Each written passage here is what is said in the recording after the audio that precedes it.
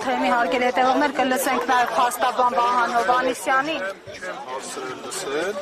բայց այսօր մենք ապրում ենք արհեստական բանականության դարում, ինտերնետի դարում եւ եթե անգամ կան նմանատիպ ձայնագրություններ, ես կարծում եմ, որ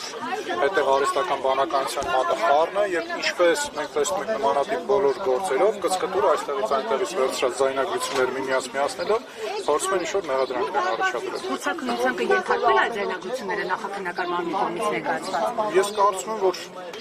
բնականաբար պետք է ենթարկվեն։ Իսկ անձնական տվյալներ կոնկրետ պարոն Ռոստոմյանի բնականից հեռախոս կամ այլ իրեր Հեռախոս առգրավելը հին հեռախոս,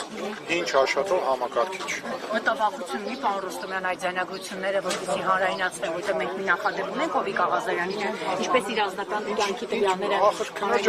Որ ձայնագրությունների մասին է խոսք գնում։ Հեռախոսում այնպիսի անձնական տվյալներ կա, որը հանրայնացվի։ Պարոն Ռոստոմյանը իրեն մեղավոր չի ճանաչել եւ որևէ այնպիսի տեղեկության ինքը չի տիրապետում կամ տեղյակ չէ, որը հետագայում կարող է օգտագործել իր դեմ։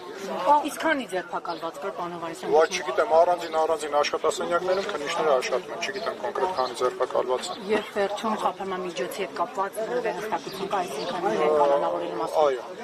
Ինչ ներկայացվել է։ Դեռևս չի ներկայացվել, բայց բանավոր տեղեկացա, որ ներկայացվել է խափանմիջոց կալանքի նպատակով տարբերյո դատարան։